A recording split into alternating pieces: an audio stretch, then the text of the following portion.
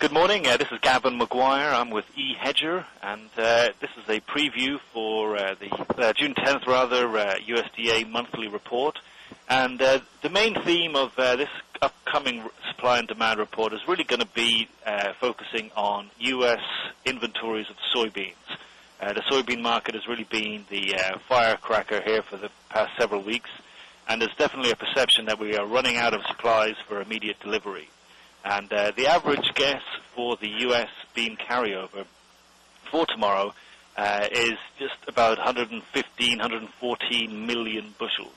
That's down about 15 million from a month ago, and certainly is a tight number. That represents about 12 days' worth of usage, about 115.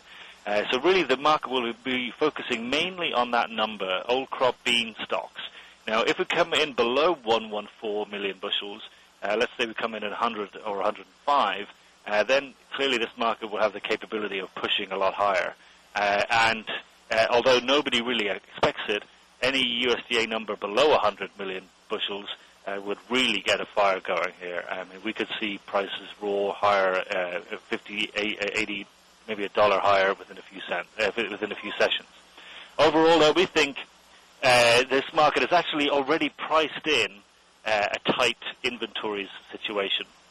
You've seen the July price really accelerate over the past several weeks, and so if we get 120 million, let's say, which is a bit higher than people are anticipating, then the bean market may have trouble sustaining itself up at these levels, because the market looks like it's priced in a very tight supply scenario already. So that's the main number. The other areas of concern are going to be about corn, really.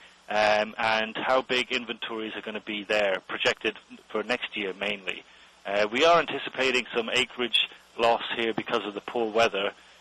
So will that translate into lower stocks at the end of next year? That is the question. We'll also be looking at demand, which, if you look at the real users of corn lately, they're not having a happy time with these high prices. We know the animal feeding industry is under a lot of pressure. Exports are really, bound for feeders overseas, and they're also feeling a lot of pain. And then you look at the ethanol side of things, and that's a very uncertain future that they face. So overall, we don't think that the demand side of the corn numbers tomorrow are going to make very pleasant reading. So we'll be looking for any reductions in that area.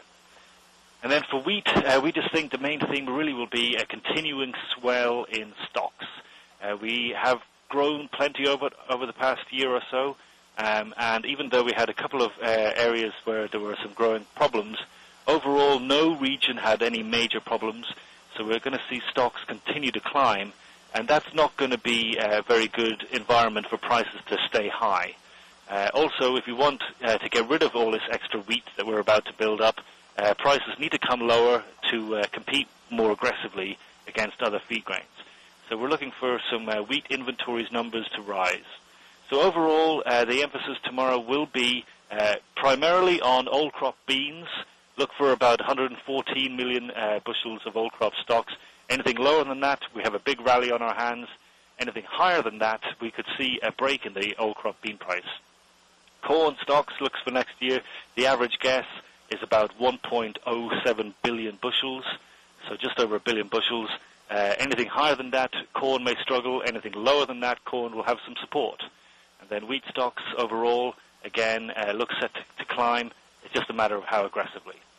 So it's going to be an interesting report, and there'll be a lot to chew on afterwards, but those are our main guesses for right now. So thanks very much. Have a nice day. Bye-bye.